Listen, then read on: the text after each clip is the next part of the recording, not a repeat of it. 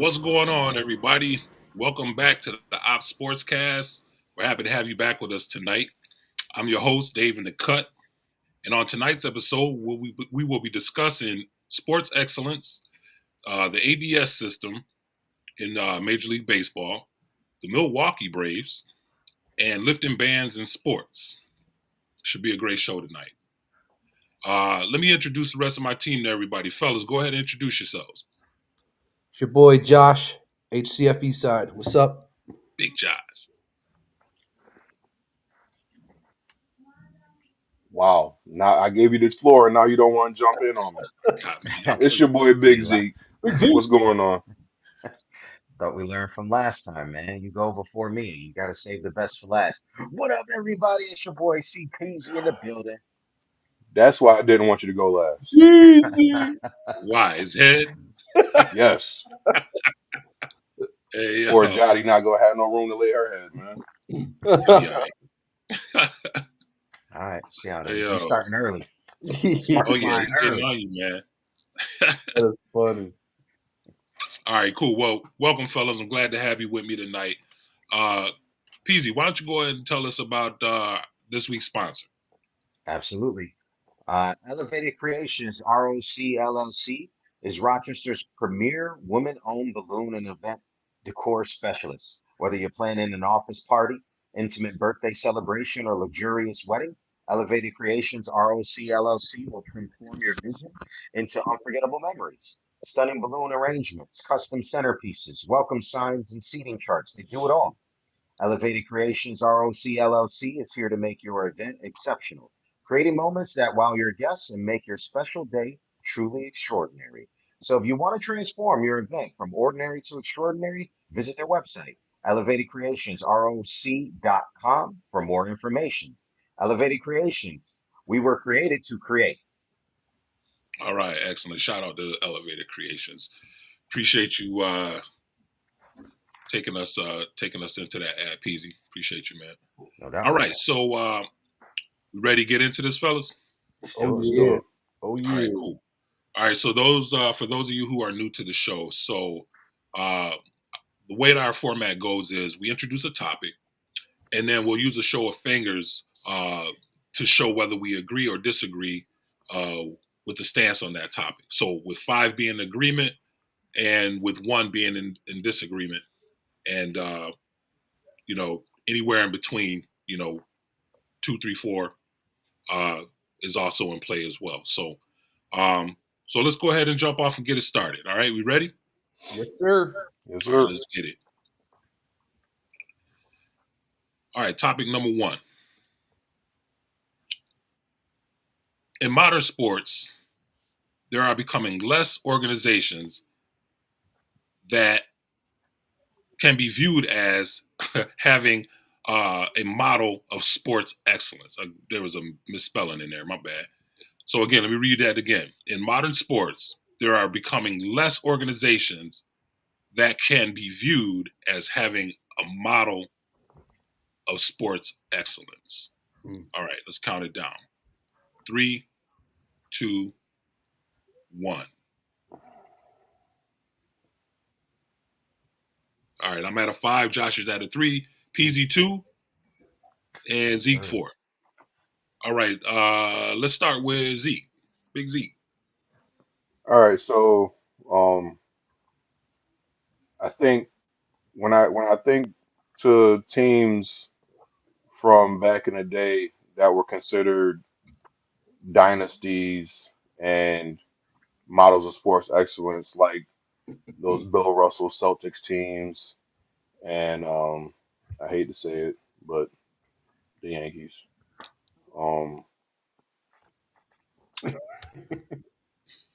it just seems like with the modernization of sports, with the influx of free agency, with a seemingly uh, set of athletes that are growing more and more selfish or more concerned about how much money I can make than how can I help the team win.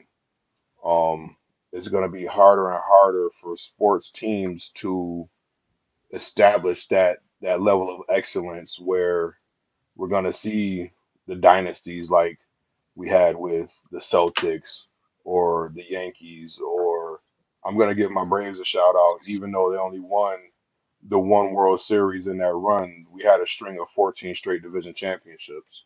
Um, that's really nothing to sneeze at.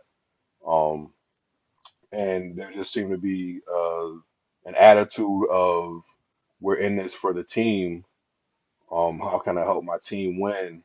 Now we'll see players they're always concerned about, and I'll even go as recently as the Patriots.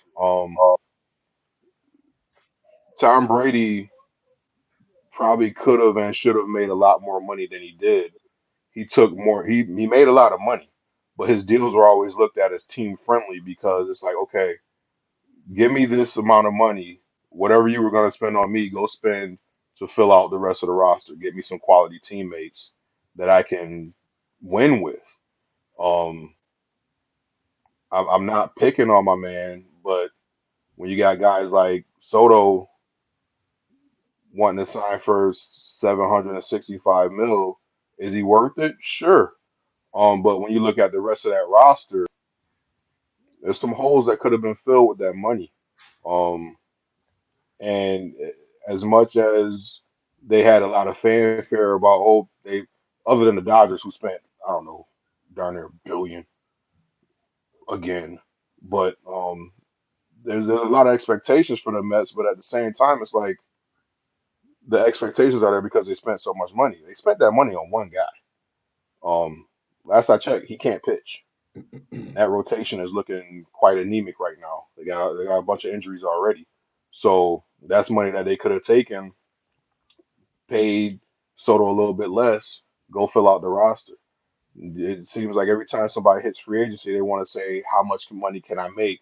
Give me top dollar without looking at, will the team be able to thrive around me?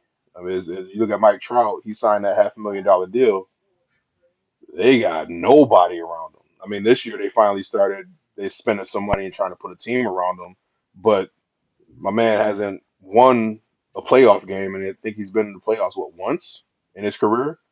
Arguably the best player on in baseball when he's healthy, but his team has no success because they have no money to field a team around him. So um, I don't think we're going to see that level of sports excellence that we used to because the dollars are so big, and it always seems to be going to the one superstar, maybe two if you're lucky, but the rest of the team suffers, and it's hard to have a dynasty when you have so much money tied into one or two players.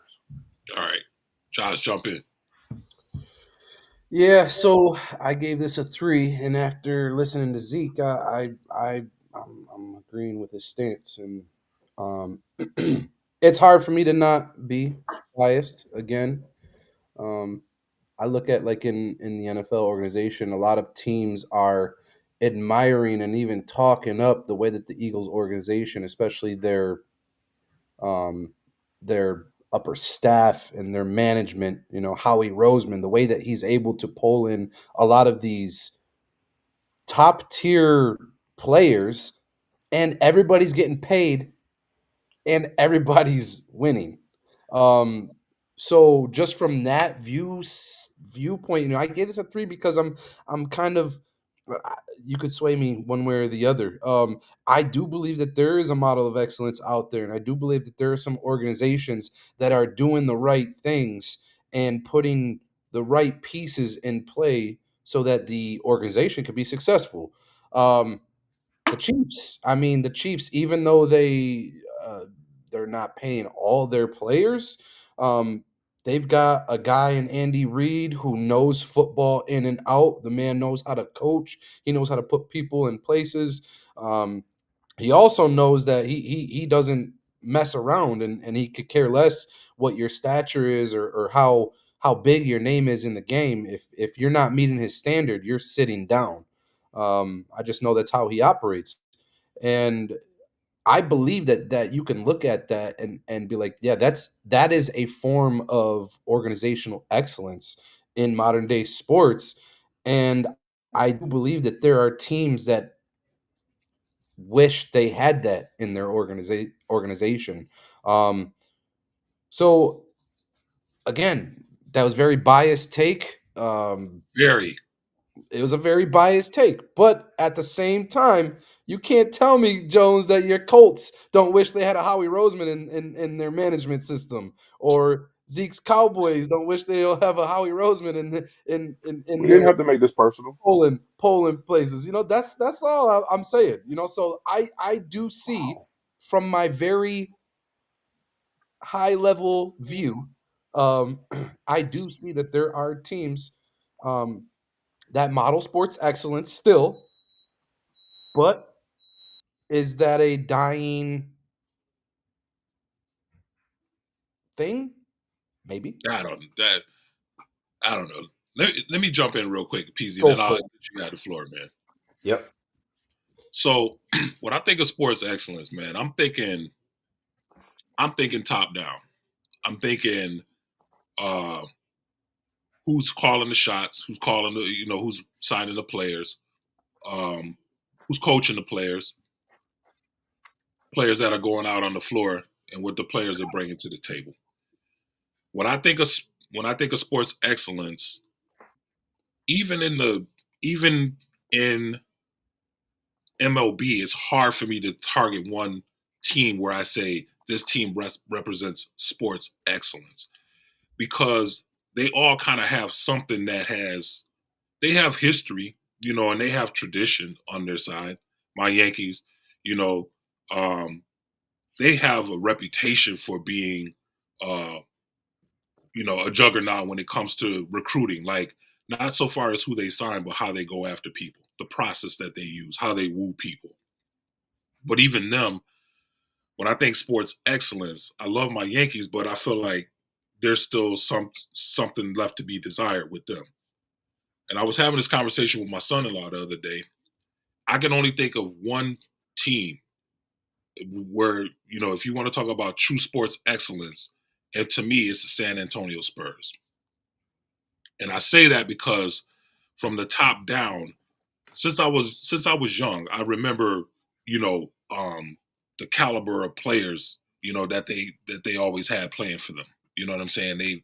They've always had, George Gervin. They had George Gervin. Sean Elliott was a great player. Artis Gilmore. There's just Duncan then, Abrams, Tim but yeah, Duncan. but I'm talking about like when I was little. Then then into my later years. You know what I'm saying? I started 20s, 30s or whatever.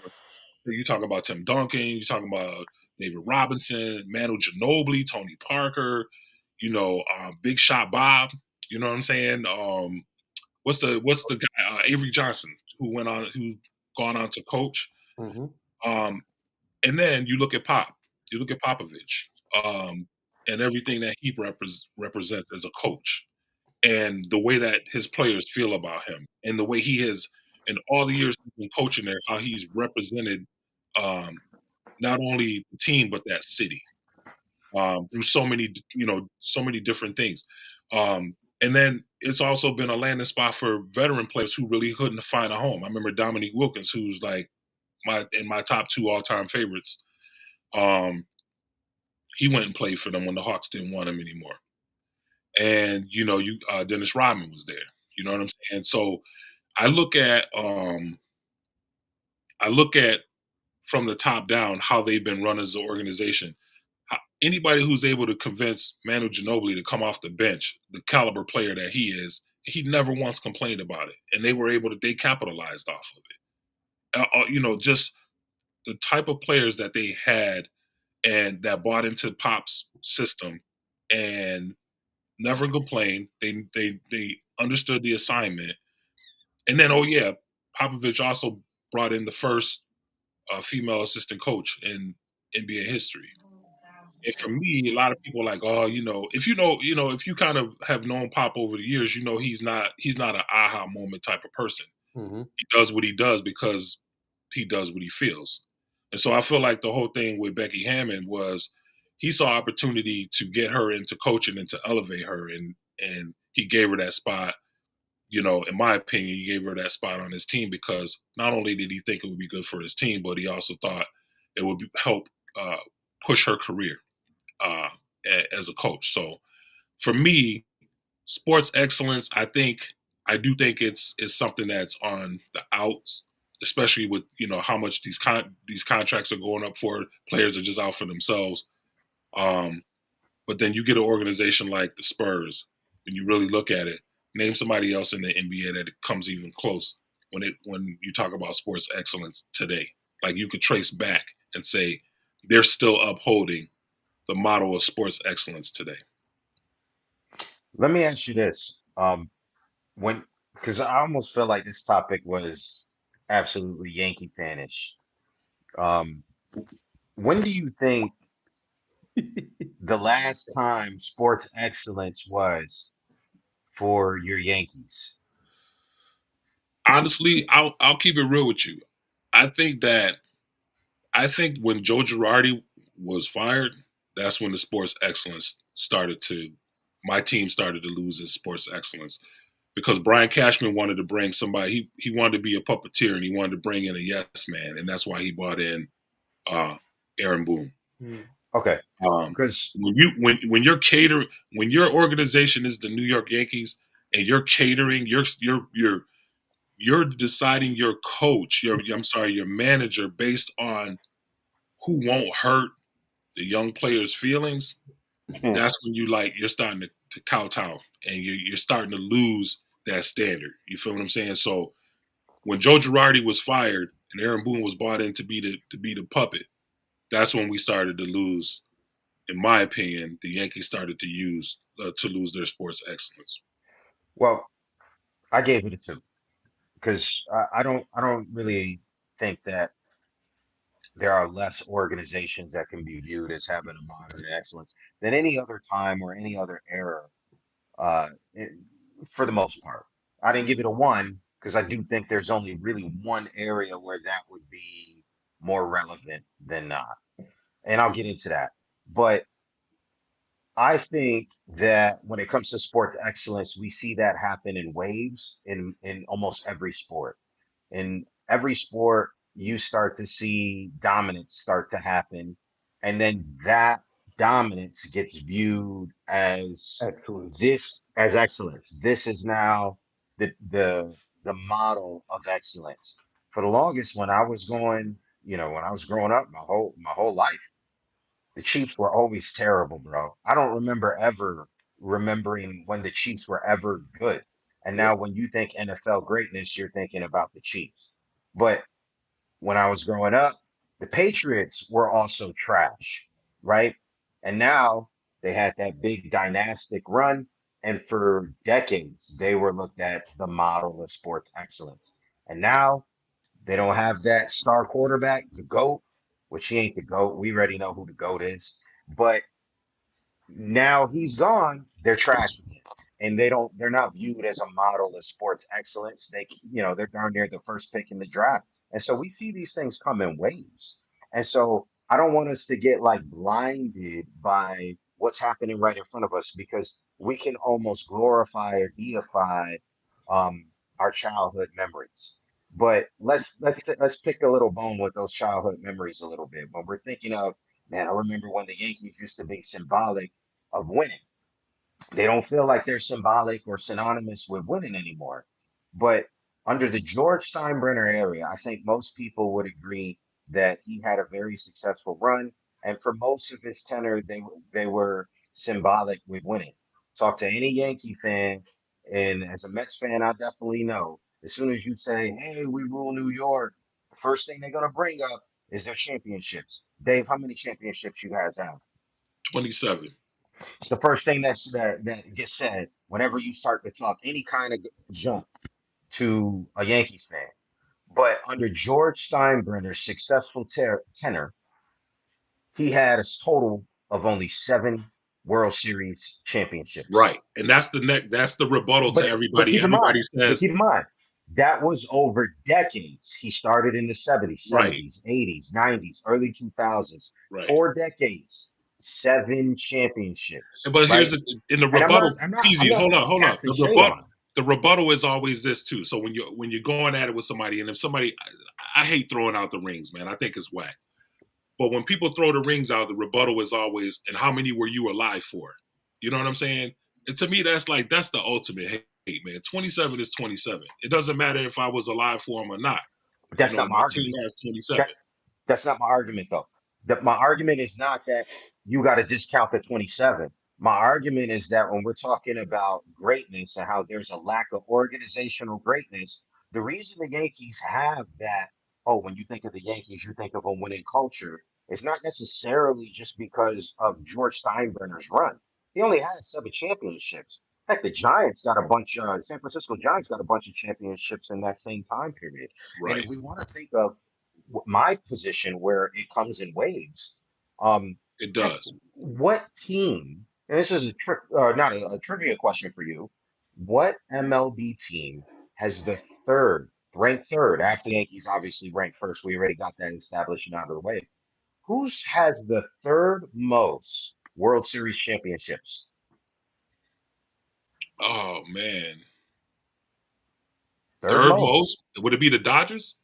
No, sir. They would be number two. But that was a good guess.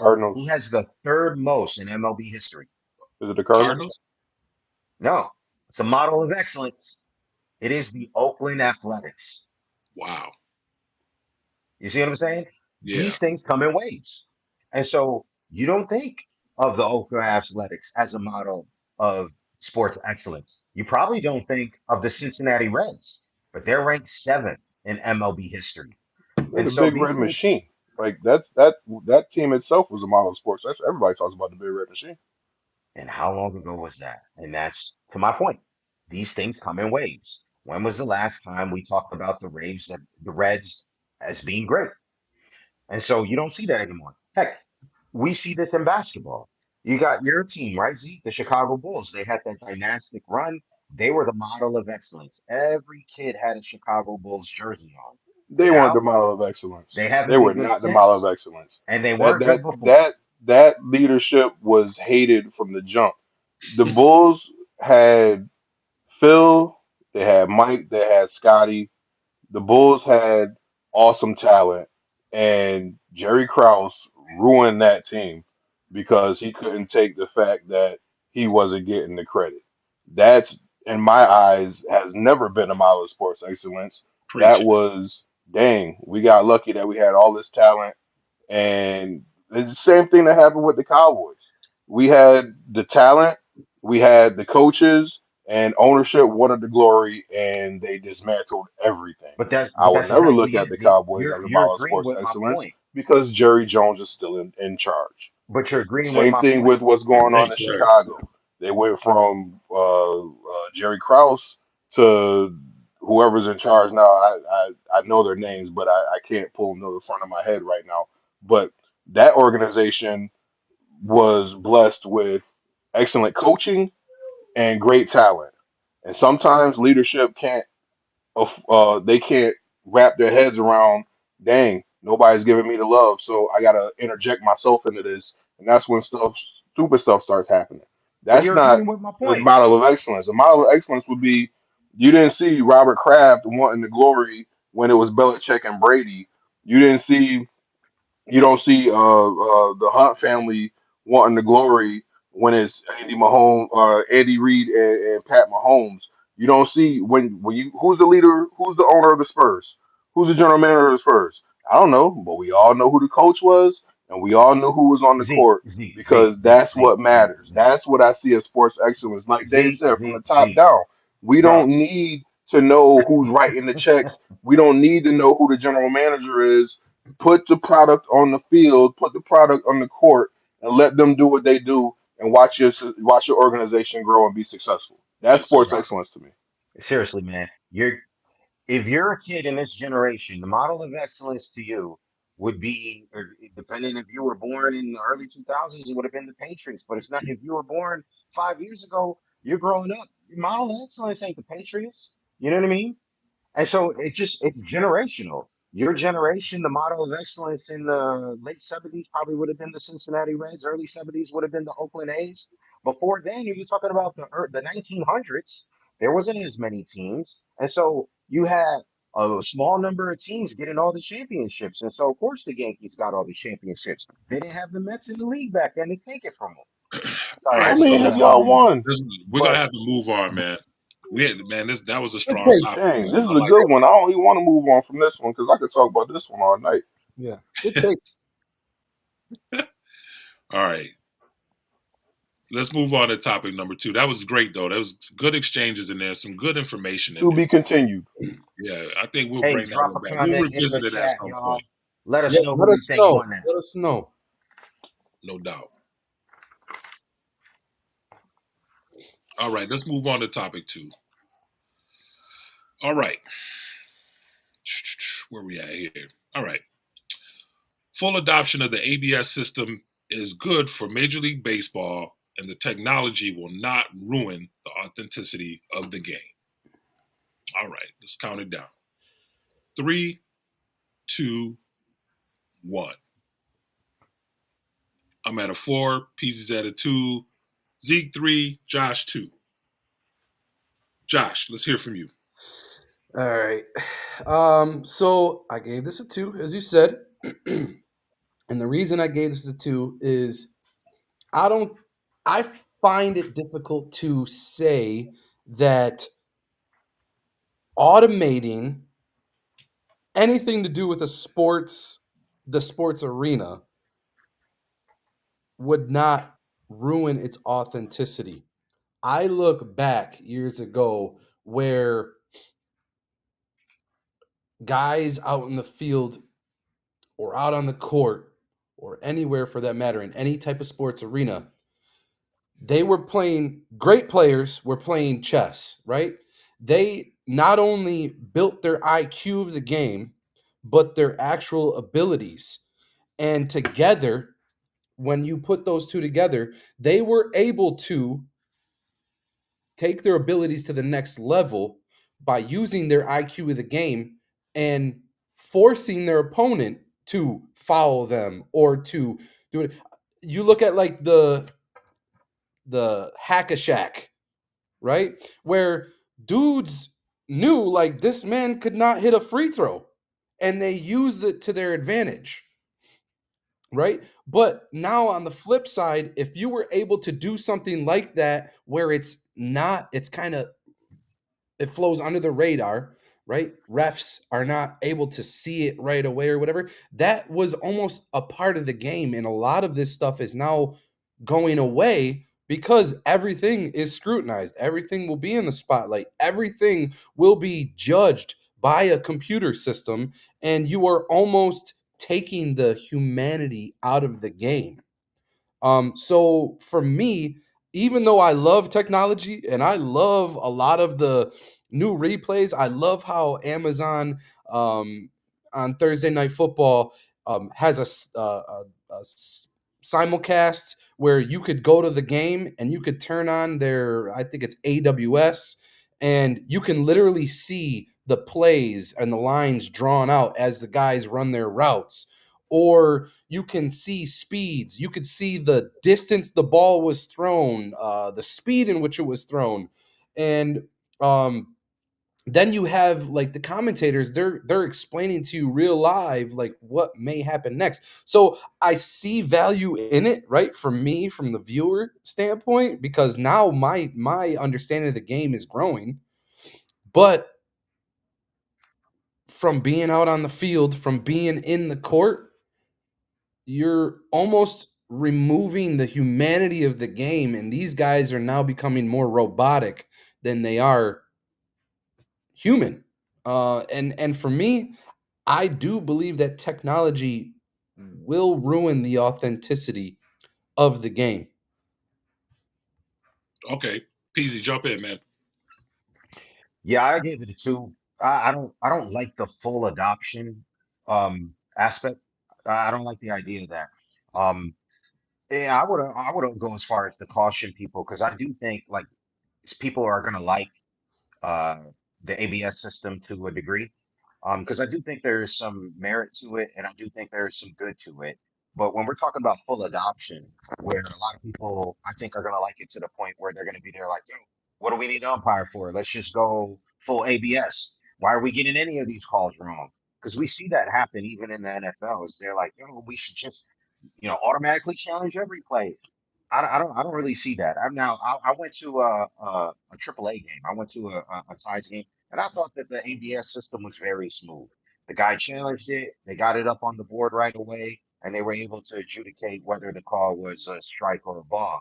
But here's the rub with me. I got 2 points on this. One, I think you might lose a certain aspect of the game that we love when we're talking about baseball. Back in the day, and Zeke, you could attest to this with the Braves because it used to drive me nuts as a Mets fan going against the Braves. There were certain pitchers back in the day that weren't overpowering, but we called them crafty. And the pitchers that come to my mind in particular are pitchers like a Tom Glavine or a Greg Maddux, where these guys were not overpowering, but they were crafty. And so they would start out peppering the strike zone. And for those who are unfamiliar, that's like painting the black, the very edge of the strike zone. And then they expand it out a little bit, expand it out a little bit more. And it was admirable, man. It was just they're like, man, I can't believe these guys are doing it again. As a fan, it would be frustrating because I'd be yelling at the screen and they're like, that's a ball. But the way that they managed to expand that strike zone, and I think that while you may lose some of that because now you're sticking to the letter of the law a little bit more. I think what we're already seeing in the game is we're seeing a lot of pitchers now rely on velocity rather than the art of pitching. And we're seeing a lot of pitchers get injured because they're trying to throw the ball so hard and they're getting all these kind of Tommy John injuries. If you guys remember back in the day when we're talking about the game of baseball, these pitchers used to throw 9 innings. They used Yep. to have complete games all the time. And at the very least, they would go seven. They came out with this stat, where they're talking about like, I forget what it's called. Maybe you guys can help me where they throw 5 innings and it's considered a quality start. That's Yeah. what it's called, the quality It's start. supposed to be And six now innings, 3 runs or less. right. You get a quality start that's 3 inning or 3 runs or less over five innings. And now we're seeing a lot of pitchers only pitch five. And they're patting themselves on the back after five because the strenuous nature of pitching is so much more now that they're just trying to throw everything past them rather than using the art. So I think you're going to lose that to a more even greater degree with ABS. The second point is just those big game moments, man, when you're in the heart of battle and all of a sudden your favorite pitcher throws a strike and you see that strike three and you can't celebrate it because you don't know if it's actually going to count. You know what I mean? Can be under review. It's under review. You're seeing the strike three and you're like because you don't even know. And I think you're going to lose some of that euphoric nature. Hopefully it doesn't take away to a big to a large degree. But just as a side note to throw in a little bit of maybe a little bit of interest and banner on this, I think you also lose the catcher position a little bit because some of the art of pitching, when we look at these replays, is pitch framing. Okay. And Now you baseball, get you getting into my area. Go ahead. Talk okay, about it. baseball with the new rules already eliminated last year the catcher's ability to dictate control of the game. Personally, from my generation, I think of the Pudge Rodriguez and the Yadier Molinas that were able to control the game from behind the plate, making sure that runners didn't run and steal. And now we're getting record steals from players that never even attempted before because of the rules of throwing to first base. Well, now that's gone. Catchers don't really have a shot at throwing out these runners the way that they used to. And now with the ABS, they're not going to really have an impact on pitch framing as much. I think you lose a little bit. I mean, I don't know what you guys think, but like you can almost stick your worst defender back there as long as he can block the ball. I mean, you can call the game from the bench. He doesn't even need to call the game from the behind the plate anymore. What are you really doing now? Mm. All right, Zeke. I gave it a 3. I don't think as gloom and doom as our buddy C Peasy makes it out to be. Um, Here's the thing: they only get 2 challenges a game unless they get it right every time. I've seen plenty of times where a batter complains about a strike three call, oh, that's ridiculous. That was outside, and you see the replay, and the ball was very much well over the plate. There's no chance of them getting every challenge right every time. I already heard that teams are going to be more strategic about who can use it, when they can use it. You're not going to get your 7, 8 hole hitter complain about a strike three in a second inning. It's not going to be for every call. It's just like the challenge in football. People didn't like that when they gave the coaches the red flags, but now we see, hey, there have been big moments, big plays where refs got it wrong, coaches made the challenge, the right call was made, and the outcome of the game was changed in a particular way. Um, I don't mind players being able, mind you, it's just the pitcher, the catcher, and the batter who's in the batter box at the time. You can't get these challenges from the coaches or somebody playing shortstop. Hey, that was over the plate. It's only three players on the field at a time that can make that challenge. Um, I don't mind them having that ability to question, hey, I don't think that was a strike, or hey, I don't think that was a ball challenge. My thing is, um, the strike zone is going to be widen now because I've seen some of these replays where you'll see a thread of the baseball cross the strike zone and ABS considers that a strike. Technically, it is. Technically, a player should be able to hit that ball because it's barely outside the strike zone. But that's where the nitpicking of technology can come into play, where a lot of times those balls will be called a ball but you'll just see it shave the strikes, the virtual strike zone, and it'll be considered a strike. That I mean, that's really not a concern. That's just if I had to throw something nitpicky out there because I only gave it a three because it just like with any type of change, any type of technology added to the game, I'm on the fence. It could be great, it could be terrible. Let's wait to see. Um, as far as losing the humanity of the game, some of these umpires behind the plate just flat out are terrible. Yeah. Um, for the most part, a lot of umps they get it right. You see umps go through, and look, I was an umpire in a little league uh, organization. It's not always the easiest thing to do when these kids are throwing like I don't know 50 miles an hour. You're sitting up there trying to determine whether somebody throwing 100 miles an hour got the ball in this little box, and you got to make a second decision, and you got the catchers trying to deceive you with the pitch framing and everything. Umpires go through a lot, but sometimes the calls are just egregiously terrible. Um, I appreciate the fact that we're getting rid of that. I think that's why Angel Hernandez decided to bow out because he knew it was He going to get knew it was even worse for coming, him. man. Um, but we still have umps that have to call the check swings. We still have umps that still have to determine safe route, and even that, we got the replays. Same way with the replay system. You don't want. Yeah, I don't know if you guys remember Armando Galarraga. My man had a perfect game. He pitched for the Tigers. He was pitching against the White Sox. Perfect game going and ground ball. I think it was to second base. The guy was clearly out at first base, and the ump called him safe. Yep. Ruined my man's perfect game. I think right at not too long after that, that's when we started getting the replays for safer route at first base and other bases because that was just terrible. Am I Yep. saying we need ABS for that? No. Do we need Hawkeye technology for that? No. But implementing the replays for safer out calls like that has helped the game, in my opinion.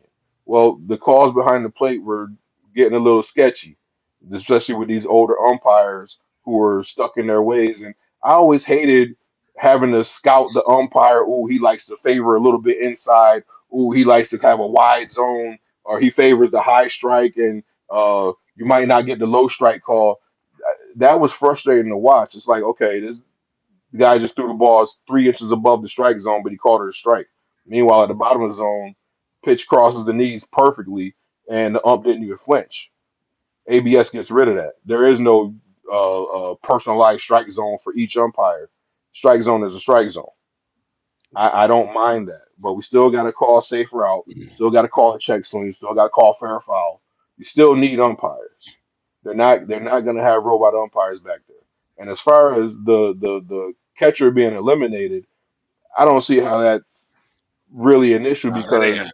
You yeah, the steals were increased. Number one, that adds excitement to the game. But number two, I mean, you got Acuna, you got Otani, you got Ellie De La Cruz, you got Jose Ramirez. These guys are fast. They're base runners. They're excellent base runners. They're excellent base stealers. Come at me about this when you got Pete Alonso stealing 25, 30 bases a year, or when you got Freddie Freeman stealing 25, 30 bags a year. Yeah, That's when it starts to become a problem. Catchers, I think if they weren't so worried about framing pitches, not everybody's Benito Santiago where you can catch from your knees and still throw guys out of second base. If they're focused more on catching the ball and receiving it and getting rid of it instead of sitting there trying to frame a pitch that they know was clearly out of the strike zone, they don't have to worry about that now. Catch the ball, throw the ball. If you got a good enough arm and an accurate arm, you get the guy out of second base. no doubt. Unless he's super fast, then he deserves to steal the base. I don't think this is going to be as bad as people think it is. Go ahead, Dave. All right, I'm gonna jump in real quick. I gave it a 4. I don't think it's gonna be as bad as people think. I think it's very necessary though. One of the uh, one of the biggest things that a business can say um, is that um, we do this because we've always done it this way, and I think that's a company killer. I think it's a growth killer, and so I think if as fans, if we're like, well, the tradition of baseball says, we shouldn't do this and we shouldn't do that. I just look at how many times an umpire mistake has cost a team, in a big situation. I mean, look at the young man. You mentioned the young man throwing the perfect game, right? And I don't know if you remember Zeke, but um, the Kansas City Royals ended up winning the World Series. I think it was 85, 1985. I'll never forget the ump, Don Dinkinger.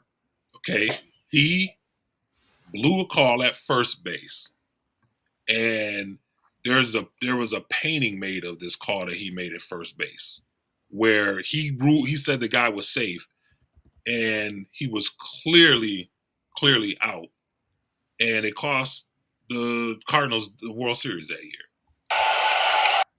And I don't understand why this type of technology hasn't been brought into the game sooner. To be honest with you, and I say that because so many games have been determined on bad calls, bad strikes. You get a rally going at the plate, bottom of the ninth, somebody's up, and they call a third strike on a ball that's clearly out of the zone.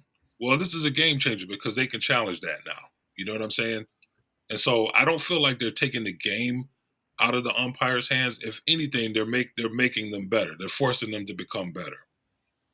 And I don't want to see a team lose, to go to play a full 162 and then go through the playoffs to come down and lose a World Series because an umpire decided to make a silly call. Now you were mentioning PZ, you were mentioning the pitch framing, right? Literally just today, I was watching MLB Network and they were talking about um, Gary Sanchez, who's now catching for I think the Padres. He's trying out this new technique that he saw another catcher who actually had the highest framing rate, successful framing rate last season, where he doesn't hold the glove up anticipating the pitch. He holds the glove down near the dirt, and as the pitch is coming in, he catches it and then he can frame it, right? And so I think that this is a situation that is going to cause the umpires to have to be better at their craft.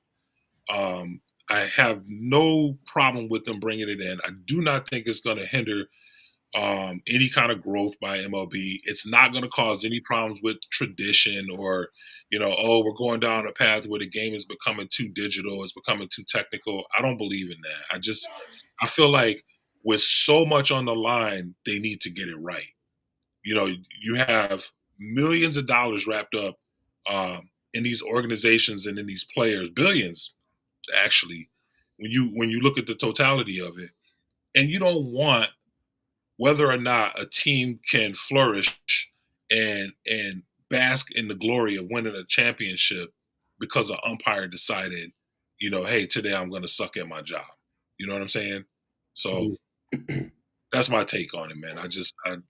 I'm not with the, as we go more and more, man, and we get more changes. Like the pizza box basis, I think that's a bit much. You're trying to encourage stealing by changing the size of the bag. I think that's really gimmicky. I think it's dumb because you have these young players you have a lot of young players who are fast enough to be out there stealing bases. They don't need to have the bases made bigger for them. What they need is managers who are more aggressive and more creative with their game on the base path. That's what we need. We need younger, either younger and more creative, or we need the older guys to get with the program and start taking more chances as managers. You know what I'm saying? So that's my take. I think that's where analytics kind of came in and ruined the game. I Um, agree. I because I agree mean, we're 100%. not gonna have the days of Ricky Henderson or what was my man that played for the Cardinals, Vince Coleman, Yes, Vince Willie Coleman. McGee, Yep. Lou Brock. Take it back for. We're not gonna have the days where I would love to see Even Kenny somebody steal Lofton, 100 man. Kenny bases. Lofton was like a beast, Kenny man. Lofton. Yeah, I mean, you did that guy that was a true leadoff who his job was to get on base and turn a single to a triple. Now you Yes. got people like Kyle Schwarber leading off. Yeah. There you go. There you have it. Next topic. All right. Next topic. We're going into It Happened Today. We're at 48 Let's do it, minutes. man. It happened today, baby. Let's do it. Let's go. All right. So it happened today. In 1964, Atlanta Mayor Ivan Allen Jr. announces that a baseball team is moving to the city. The Milwaukee Braves moved to Atlanta, and Atlanta Fulton County Stadium was built to accommodate them. Boo. Boo. Sorry. What? Uh, I mean, your boy down there hating. Come on, man. So, I'd never been to that stadium before, man, but um, when they tore it down, man, and they built the other stadium across the parking lot. Hmm. They have home plate from the original stadium in the parking Right. lot. And it's kind of sad, man, that the state it's not home plate, but it's a marker, to Right. symbolize. And you'll walk right past it if not looking for it, And I think it's kind of sad, man, like where all that history took place. There's just a parking lot there now, Hmm. you know. Yeah. It's just that's what we do, man. It's like we kind of in the moment, man. We love our heroes, our sports heroes, man, and then it's like, hey, it's an opportunity to make more money. Screw all the nostalgia. Let's build a new stadium that has all the roller coasters and all kinds of nonsense. You know what I'm saying? And that's why I applaud. So my wife and I went to Fenway Park to watch the Yankees play for a Sunday night ESPN game. It was brutal sitting. We sat in the grandstands right behind home plate. I'm 6'4", man. They got the original seats in there, and, Yeah. and Knees it's must have like, been sore. oh my gosh, man, my calves was. I was on my tippy toes. I had to, spread eagle, Yeah. pause, but I had to be on my tippy toes, man, and my calves was killing me when I left, man. It was Yeah. like, and then also they got the beams, holding up the Yeah. they run up to the roof and all that stuff. But the nostalgia, though, man, Yeah. it was absolutely beautiful, man, to be able to be in that stadium and just know how much history was in that stadium, how many great players played in that stadium, man.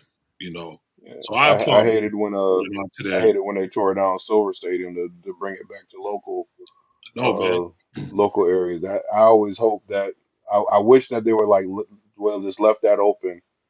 That it doesn't. If you want to tear down the seats and everything around it, cool. But leave the field.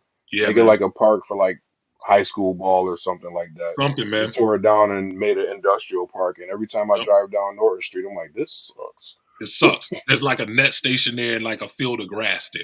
Mhm. But Yeah. then you had like Um. so many great players played there, man. You know what I'm Yeah. saying? You We got used to walk to the Cal game. We were right Ripken's up the father street. managed there. Cal Ripken played there. You know what Yep. I'm saying? Uh, there's so many people. Eddie Murray. I saw Daryl Starbey play his. He only had a few minor league games before he got called up. I saw him play there. Yeah. It's just crazy the amount of players that came through there, man. It's just amazing players, man. And like, and it's just you drive right by it and it's Nobody just never. nothing, just nothing there, man. It's sad, but shout out to Atlanta for bringing the Braves, and they're a mainstay now. They got a beautiful, beautiful facility now. Truist Park, Truist is beautiful. man. That place is amazing, man. The whole neighborhood around there is just crazy, man. So shout out to them, man. Real quick before we Get that go into look off your face, Peasy. huh? I'm just hoping and wishing that someone in the comments would be there, like, okay, yeah, yeah, yeah, next time. Nah, man, it's Wow. quiet in the comments tonight. That's all good. It's all good.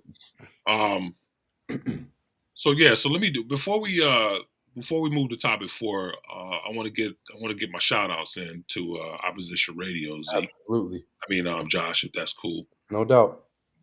All right, it's cool, man. So want to give a shout out to our partners over at Opposition Radio. Opposition Radio is a 24-hour internet radio station that offers Christian hip hop, EDM, R&B, reggae, Latin, and pop music. Please show them some support by going over and checking them out at theopsradio.live.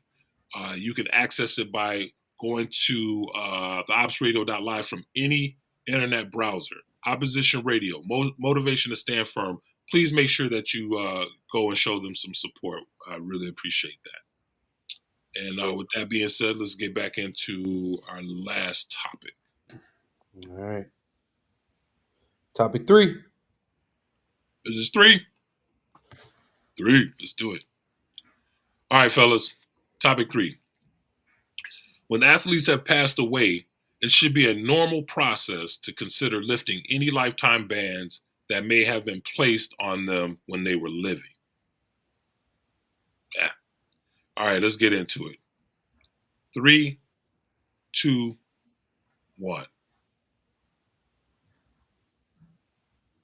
All right, I got a 3. Josh has got a 3. Zeke's at a 5. PZ is at a 3. All right, PZ, let's start with you. Yeah, I'm not 100% on automatically. I guess I wouldn't be opposed to it if a league decided to make that the norm, but it's not something that I'm gonna advocate. I don't think there's some things. I think this kind of is like jail time, right? Like there's certain crimes that you get a life sentence for, and then there's certain crimes where you get the death sentence for. You know what I mean? Yep. And like a Preach. forever ban would be kind of like a death sentence to me. And then a life sentence would be there like, all right, you passed away, bro. Like, we'll lift it. And so like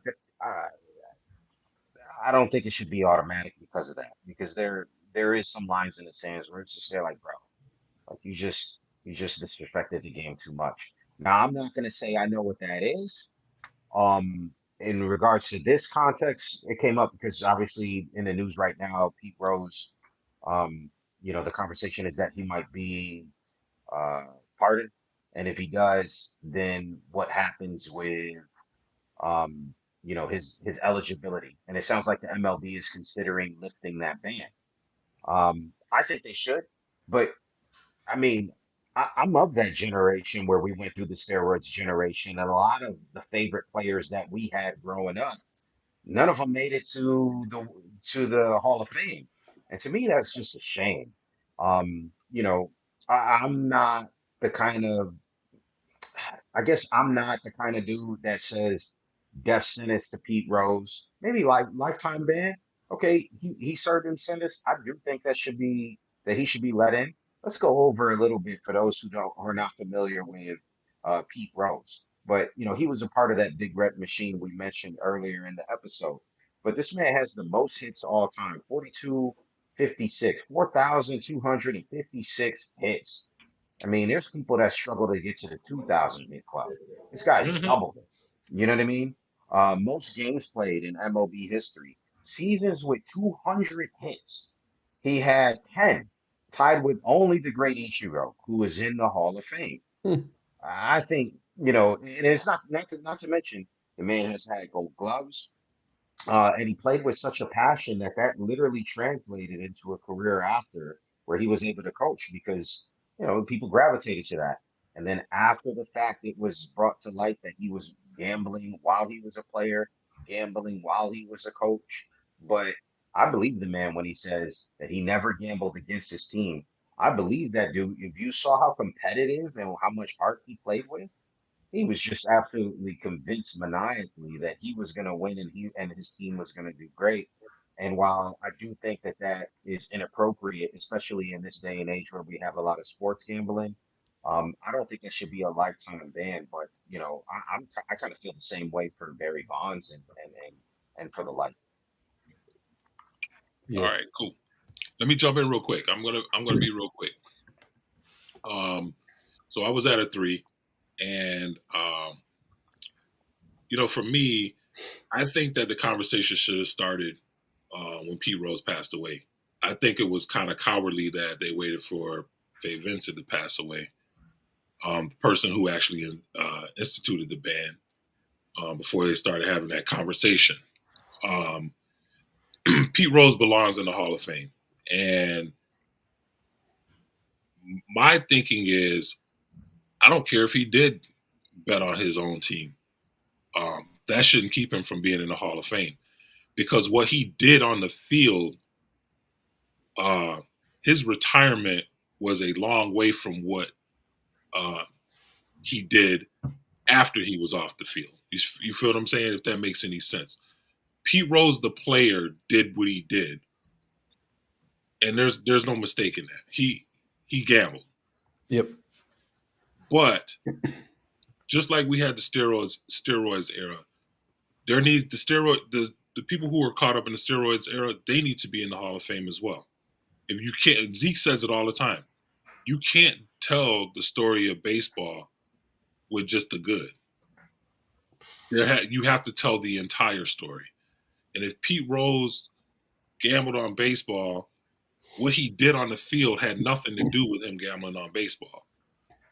And so when I look at how they got on Barry Bonds, and the whole fiasco where um, the cat who owned the clothing company bought the baseball and did this whole thing where they blew the ball up. He bought it. He bought the home run, the record breaking ball, and they blew the thing up for publicity or whatever.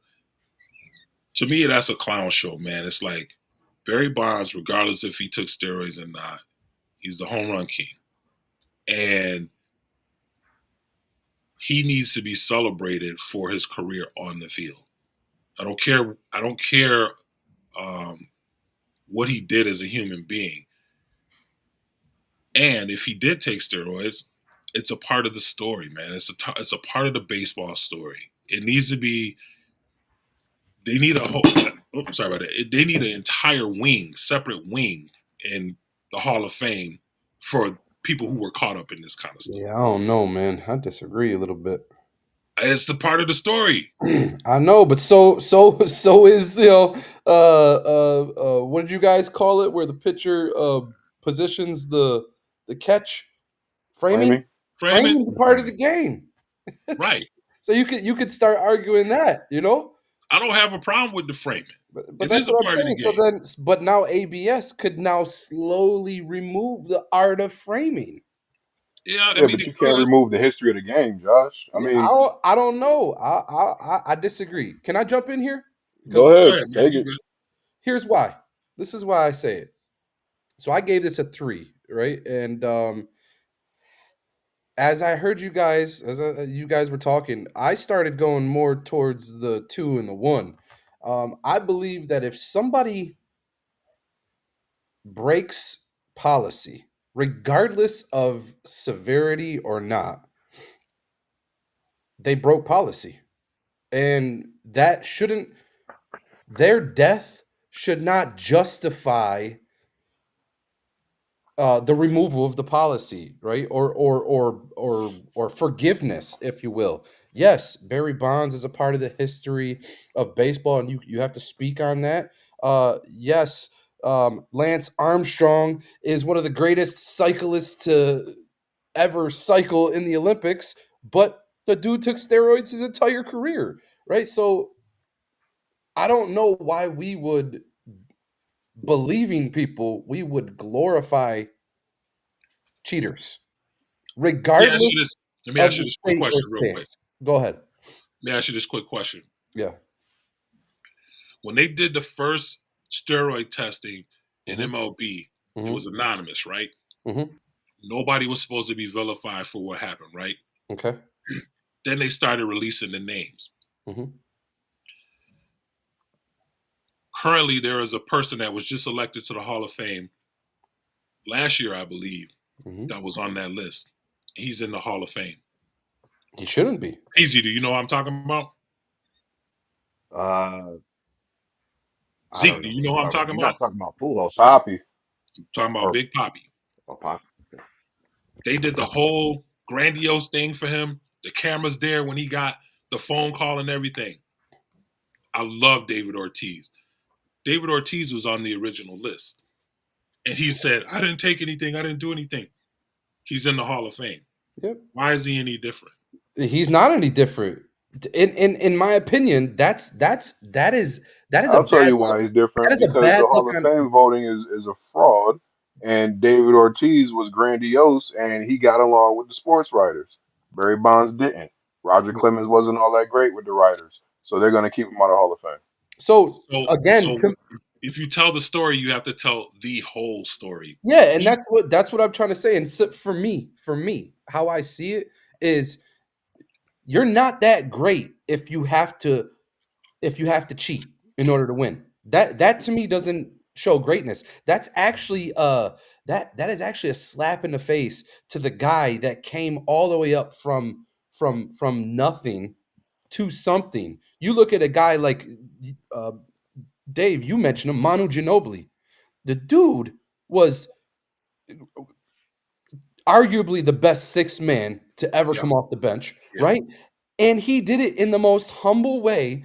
And you never saw this dude in the news. He was married to the love of his life, from childhood. He didn't do anything wrong ever. I mean, he was like the epitome of the perfect player.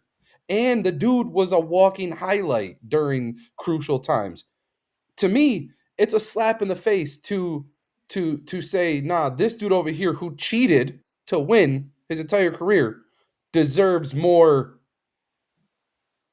grace because of his death over someone like Manu Ginobili who didn't do anything ever and So worked Josh, his way, worked his butt off to let me ask you succeed. this: do you put Pete Rose in that conversation? Because if you got to cheat to be great, but he wasn't cheating by That's taking any kind of that's where performance that's where I enhancement. would say I draw the line, right?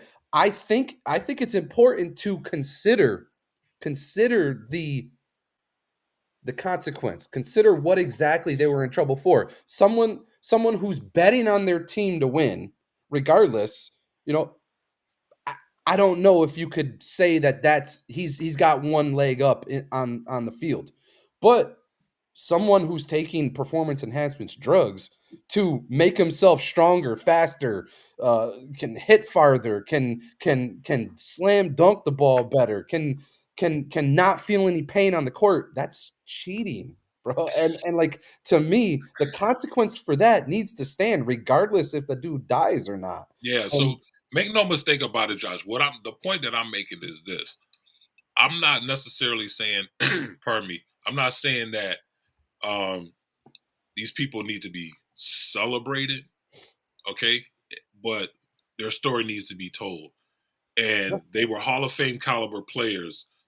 They should be in the Hall of Fame. Their story should be in the Hall of Fame. but they were Hall of Fame Whether caliber players because of their but that's wrongdoing, right? that's the Pete thing. Rose, Pete Pete Rose Rose, wasn't.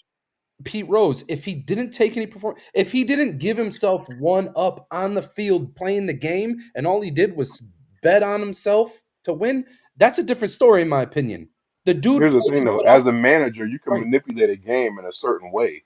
Like you got a pitcher that's in there struggling a little bit, but you need him to give you one more inning because you got a bet on the over or under or whatever. You as a manager, I'm not as a player, because Yeah, there's only so much you can do as a player. You can push yourself beyond the limits to keep absolutely. yourself out there as a player, but as a manager, you got control over the whole game. And if he I was think this would gambling be a on his good team time to to interject. win, lose, whatever, as a manager, he can manipulate certain things in order to make that happen. Um, Pete Rose, by the and way, before I go, was a winning manager. He was 426 and 388. So I just want to throw that out there. Like the dude was not tanking. He was yeah, not exactly. habitually throwing games. Right. So before I jump on to actually answering the question, um, I will always step up to defend Barry Bonds and remind y'all that before he turned into the home run hitting beast that he was, the man had a Hall of Fame career. So if you want to 100%. talk about everybody else who took the PEDs and they don't deserve to be in the Hall of Fame, Barry Bonds should be in the Hall of Fame. He could be in the Hall of Fame twice. Okay, sticking to the question. This one, I gave it a 5, and it's easy for me. A lifetime ban should be considered to be lifted when life has ended. It's not a forever ban, like Chris said before.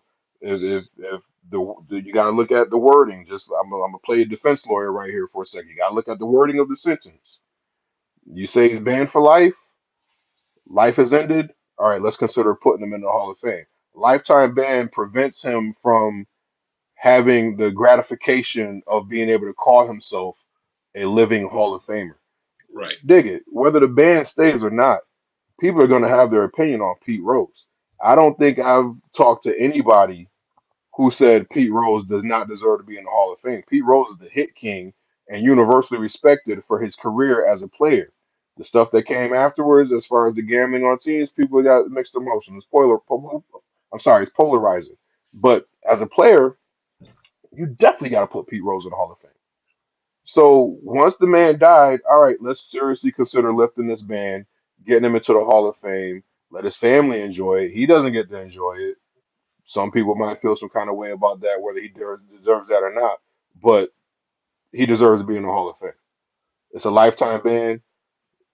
Life has ended. Get him in the Hall of Fame. And while we at it, get Shoeless Joe in the Hall of Fame. That's it.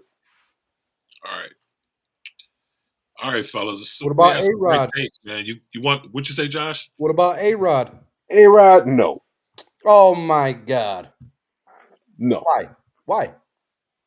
Just like you said with Lance Armstrong, most of his career was fueled by steroids. I can't take anything that he did in his career as clean and legit, because there was no clear split as to when he started or when he stopped. When you look at Barry Bonds, the man was a beast, but he saw all the love that McGuire and Sosa was getting in '98. Barry Bonds was arguably the best player in the game, best all around player in the game at the time, but nobody cared because McGuire was hitting 70 and Sosa was hitting 66. He was like, all right, chicks dig the long ball, I'll give him the long ball. Yeah. And he went out and did it better than they did. And mind you, while they were doing it, they were cheating too. Yeah. And there you have So he said, if y'all gonna cheat, I'm gonna cheat and I'm gonna be better than y'all. it. Right. Cheating makes it right, I guess. Nah, I don't No, make it right. You make I'm it not equal. saying it makes it right. I'm just saying this. What it sounds like. I followed this story because like everybody knows I'm a huge baseball fan. And I'll always say, Sosa, I can't trust it. McGuire, I can't trust it. But Barry Bonds was a beast before he transformed himself into a beast. There you have it. Let's leave it there, fellas. Great episode, man. Great topics. Some great takes. And we're gonna have to come back and revisit what were we talking about, man? We were going in on the was it ABS. Sports the Excellence. ABS? Or the modern All right. sports becoming less Breaking news: the Chargers just released Joey Bosa. What? interesting. Yeah, it just popped up. Got a notification. ESPN.